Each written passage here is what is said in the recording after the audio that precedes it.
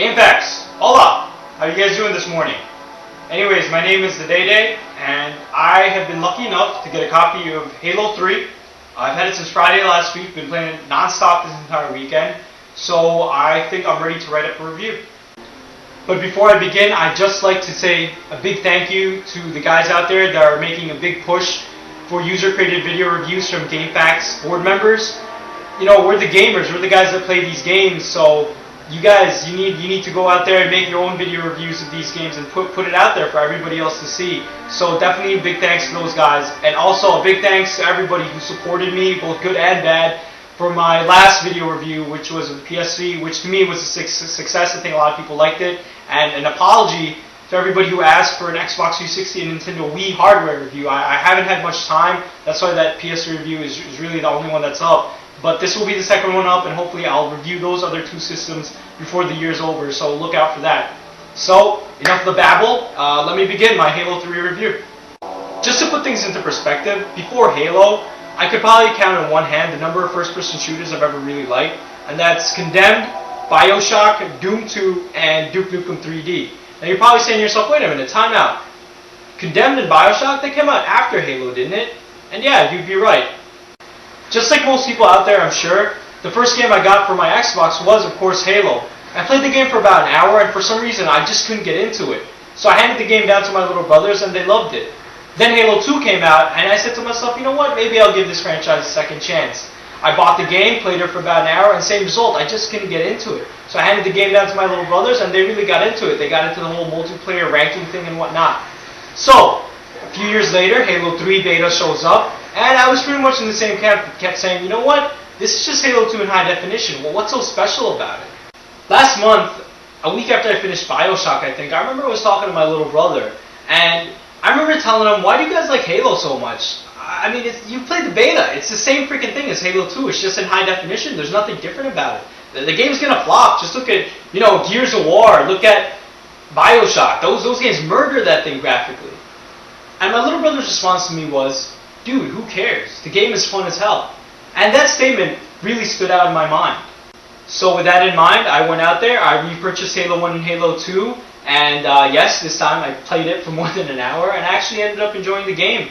I don't know what was the difference between, 5 years ago and now, but yeah, I really got into it this time, I guess you could say.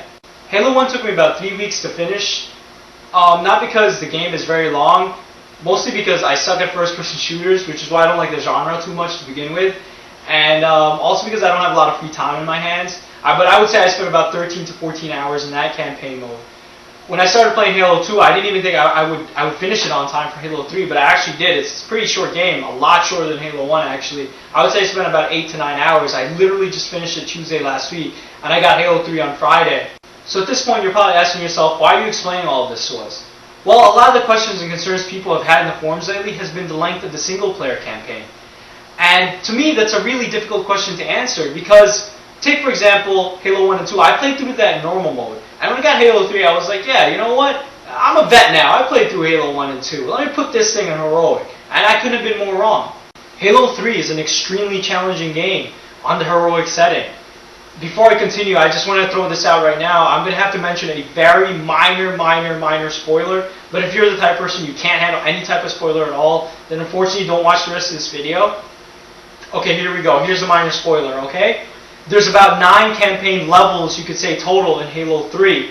I'm on the heroic setting right now, and I would guesstimate I'm like 5 hours into the game, and I'm stuck at the second level of the campaign, probably like midway through.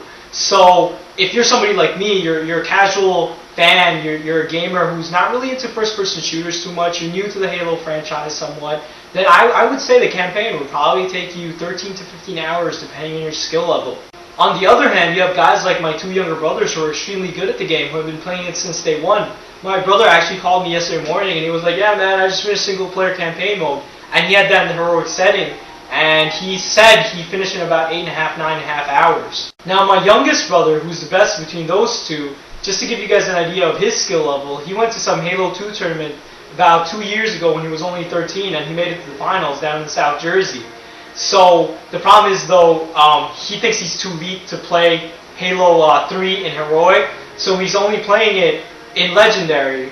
And the last time I spoke to him was I think Saturday night, and he said he was about 4 hours into the game, and he was just starting the second level in the campaign mode of Halo 3. So you've got me, who's a complete newbie at the game, and then you've got my other brother, who's the type of guy that he'll beat everybody amongst his friends in like Halo parties, and then you've got my other younger brother, who's extremely good at the game to the point where he could be considered a tournament player. So if you want to use those times as benchmarks, depending on your skill level, I think they would be pretty good benchmarks. As for the story itself, I think a lot of people are going to be extremely happy with the ending. And no, I'm not going to mention any spoilers or anything like that, so don't worry about it. But yeah, I think most people, most fans especially, are going to be satisfied. Bungie tied up most of the loose ends, and they really don't leave any questions in a lot of people's minds, and it's a very, very fitting ending for Master Chief. And that's really something that Bungie should be commended for. This universe that they've created that just really immerses you and gets you into it and makes you feel like you're a part of something. That's like a feeling that you only really get with, well, at least personally for me, that I've only really gotten from books and movies. And, I know some RPGs too, you could make that argument, have done that in the past, but, this is a first-person shooter we're talking about. So I think to me that's really impressive that they've been able to accomplish that. Now on to the sound. What else needs to be said about the sound? I mean, it's epic, it's grand in scale, it's freaking amazing. The music goes right on cue, right before a big battle happens, right before something important happens. It's just right there, and it just gets your spine tingling, and it just gets you to want to kick ass. It really helps with immersing you into this world that Bungie has created. And the voice acting, it's superb. Gets kind of hokey here and there, but for the most part, not too much of that. And overall, throughout the entire game, some of the things the Marines say, some of the things the AI will say is just hilarious, and it almost feels like you never hear the same thing twice. So Bungie did a really amazing job with that. At this point, you probably think I'm a huge Halo fanboy because all I've been doing is praising the game. But seriously, I really do think the game is that good, and I really did enjoy it that much. One of the few complaints, for example, is the graphics. Graphically, the game is not up to par with things such as BioShock and Gears of War. However, when you take into account the entire world that it's in, the amount of things that are going on screen with the enemy AI and things like that, it's a pretty impressive technical feat. And there are some pretty cool nifty particle effects here and there, and a lot of the scenery is beautiful. It's pretty easy on the eyes, put it that way.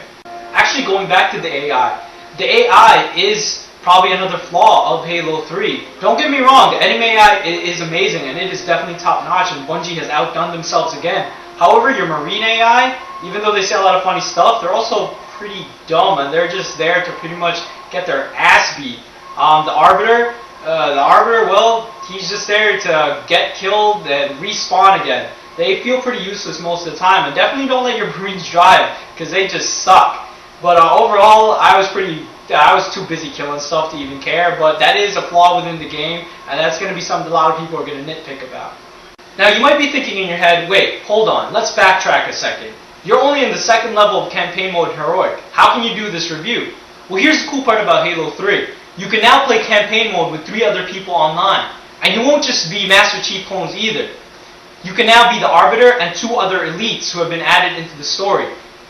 They kind of have a text backstory, what I like to say, because they're not actually presented in the game, but Bungie has created a history for them to give them more character. And in a way, I guess, yeah, it is kind of a negative that they did that, but also you have to think that I think they really wanted to make this Master Chief story, his story of saving the world and pretty much kicking ass. So I can fully understand why they headed in that direction.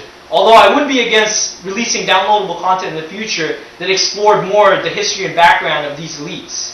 So that leads us into the multiplayer aspects of the game, which I haven't even begun to touch yet. My brothers and I, we ran through campaign, multiplayer, and legendary in probably about 6.5 to 7 hours, and you might be thinking that's crazy, but actually it's easier this time around because instead of having to restart the last checkpoint if one U4 dies, you actually get to respawn. Now you might think that's lame, but because of things like stat tracking and who got the most kills and things like that, it is just a blast to play. It is just fun as hell. A lot of oh my gods, wows, and holy craps every like 2 or 3 seconds. And we've actually replayed a lot of the levels so far, and we've just been binging on the campaign multiplayer these past few days.